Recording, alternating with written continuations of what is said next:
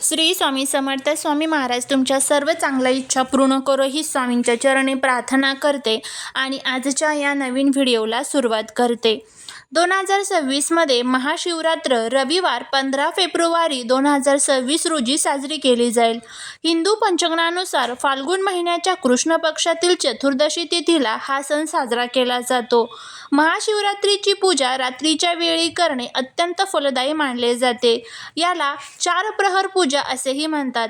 चतुर्दशी तिथीचा प्रारंभ हा 15 फेब्रुवारी 2026 दुपारी 5:04 होत आहे आणि चतुर्दशी तिथीची समाप्ती ही 16 फेब्रुवारी 2026 दुपारी 5:34 होत आहे. निश्चित काळ हा पूजेचा सर्वात शुभ मुहूर्त मानला जातो, जो रात्री 12:09 ते रात्री 1:01 फेब्रुवारी 16च्या पहाटेपर्यंत असणार आहे. या कालावधीत केलेली पूजा आणि अभिषेक सर्वात प्रभावशाली मानले जातात. रात्रीच्या 4 प्रहराच्या पूजेची वेळ ही प्रथम प्रहर जो आहे तर तो संध्याकाळी 6:11 ते रात्री 9:23 15 फेब्रुवारीला असणार आहे. द्वितीय प्रहर पूजा जी आहे तर ती रात्री 9:23 ते मध्यरात्री 12:35 असणार आहे. तृतीय प्रहर पूजा ही मध्यरात्री 12:35 ते पहाटे 3:47 असणार आहे. चतुर्थ प्रहर पूजा ही पहाटे 3:47 ते सकाळी 6:59 असणार आहे. तर या दिवशी आपल्याला अशा पद्धतीने या 4 प्रहर पूजेमध्ये पूजा जी आहे तर ती करायची असते. या दिवशी उपवास सोडण्याची वेळ जी आहे तर ती सोमवार 16 फेब्रुवारी 2026 रोजी सकाळी 6:59 ते दुपारी 3:24 दरम्यान असणार आहे. महाशिवरात्रीचे महत्त्व जर बघायला गेलं तर या दिवशी भगवान शिव आणि माता पार्वती यांचा विवाह झाला होता असे मानले जाते. अंधारावर प्रकाशाचा विजय म्हणून हा सण साजरा केला जातो. हा सण अज्ञान आणि अंधारावर विजय मिळवण्याचे प्रतीक आहे. या रात्री ग्रहांची स्थिती अशी असते की मानवी शरीरातील ऊर्जा नैसर्गिकरित्या वरच्या दिशेने प्रवाहित होते, म्हणून जागरण आणि ध्यानाला विशेष महत्त्व असतं. या दिवशी कडक उपवास करावा किंवा फलाहार घ्यावा. शिवलिंगावरती पाणी, दूध, दही, मध आणि तुपाचा अभिषेक करावा.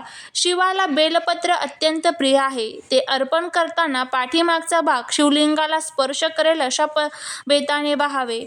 ओम नमः शिवाय या मंत्राचा जप सतत करावा. रात्री झोपण्याऐवजी शिवलीलामृत वाचणे किंवा भजन कीर्तनात वेळ घालवणे शुभ मानले जाते.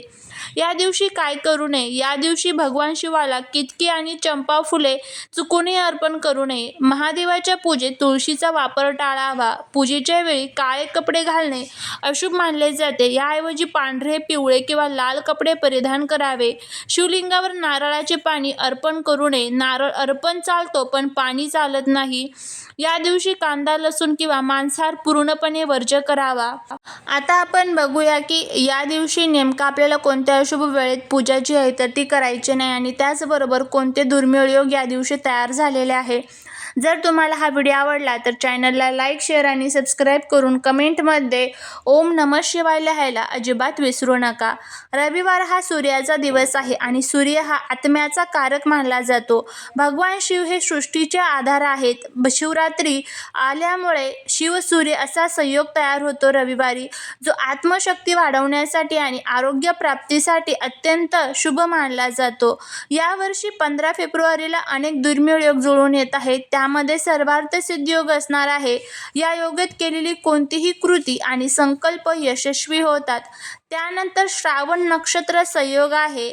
श्रावण नक्षत्राचा स्वामी चंद्र आहेत, जो शिवाच्या मस्तकावर विराजमान आहे. त्यामुळे या काळात केलेली भक्ती मनशांती देते. त्याचबरोबर व्याप्तिपात योग आहे. हा एक आध्यात्मिक शक्ती वाढवणारा योग आहे. चतुर्ग्रह योग आहे, ज्यामध्ये सूर्य, बुध, राहू, शुक्र हे 4 ग्रह एकत्र येणार आहेत, ज्यामुळे या दिवसाचे ज्योतिषीय महत्त्व वाढते. त्यानंतर शिववास योग आहे. या दिवशी शिववास कैलासावर किंवा नंदीवर असणे शुभ मानले जाते, जे रुद्राभिषेकासाठी सर्वोत्तम काळ मानला जातो. शास्त्रात काही वेळा अशा आहेत ज्या शुभ कार्य किंवा नवीन संकल्प करण्यासाठी टाळल्या जातात. या वेळेत केलेली पूजा ही आपल्याला कोणत्याही प्रकारचं जे फळ आहे तर ते देत नाही. त्यामुळे या कालावधीमध्ये चुकूनही आपल्याला पूजा जी आहे तर ती करायची नाही आहे. त्यामध्ये सर्वात पहिला आणि महत्त्वाचा जो काळ असतो तो म्हणजे राहू काळ. राहू काळ हा 15 फेब्रुवारी 2026 रोजी दुपारी 4:47 ते संध्याकाळी 6:11 या काळात राहू काळ असेल. शक्यतो या वेळेत नवीन पूजेचा प्रारंभ करू नये. त्यानंतर यमगंड काळ असणार आहे. हा दुपारी 12:35 ते 1:59 या कालावधीमध्ये सुद्धा आपल्याला पूजा जी आहे तर ती करायची नाहीये. त्यानंतर पुढचं असणार आहे भद्रा काळ. काही पंचांगानुसार पूजेच्या वेळी भद्र असण्याची शक्यता असते, पण महाशिवरात्रीच्या रात्रीच्या पूजेला भद्राचा दोष लागत नाही, कारण शिव हा सर्व दोषांचा नाश करणारा आहे. त्यामुळे या कालावधीमध्ये आपल्याला पूजा जी आहे तर ती पूर्णपणे निश्चित करायची आहे. या कालावधीमध्ये आपल्याला पूजा जी आहे तर ती करायची नाही आहे. जरी राहुकाळ वगळता तुम्ही कधीही शिवस्मरण करू शकत असला तरी मुख्य पूजा निश्चित काळात म्हणजेच मध्यरात्री करणे सर्वात जास्त प्रभावी ठरते. निश्चित काळ जो आहे तर तो सांगितलेच आहे, परत सांगते, 12:09 ते 1:01 असणार आहे मध्यरात्री. त्यानंतर तुम्ही संध्याकाळी 6:11 राहू काळ संपला की त्यानंतर रात्रीच्या कोणत्याही प्रहरात पूजा करू शकता.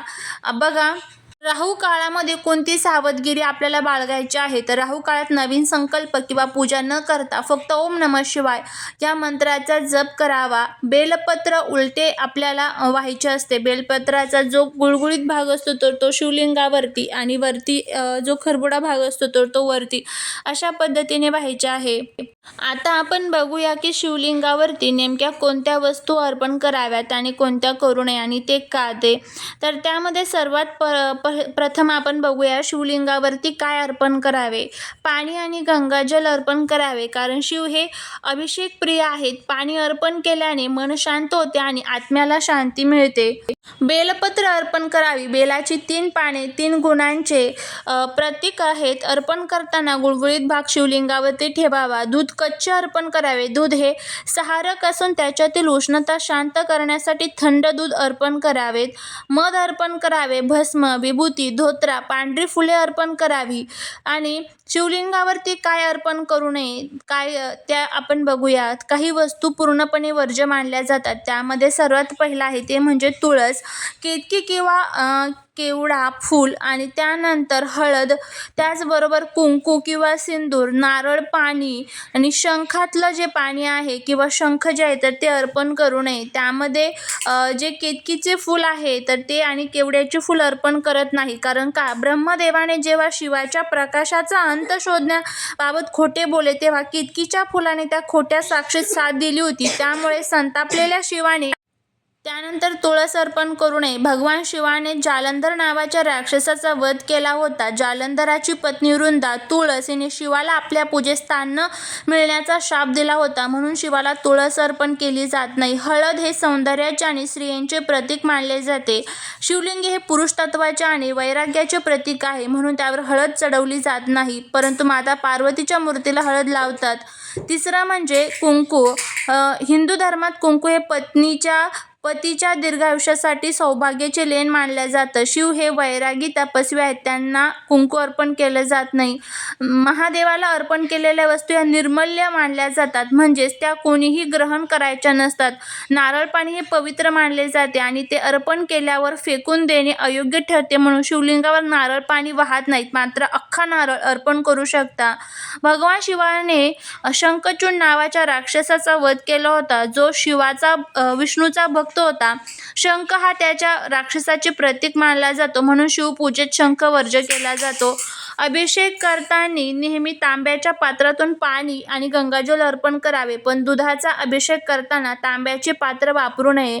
दूध आणि तांब्याचा संयोग विषारी मानला जातो, त्यासाठी चांदीचे किंवा स्टीलचे पात्र वापरावे. अशा पद्धतीने आपण संपूर्ण माहिती बघितलेली आहे. जर तुम्हाला हा व्हिडिओ आवडला असेल तर लाईक, शेअर आणि सबस्क्राईब करायला विसरू नका. भेटूया पुढच्या एका छानशा नवीन व्हिडिओत नवीन माहितीसोबत. श्री स्वामी समर्थ.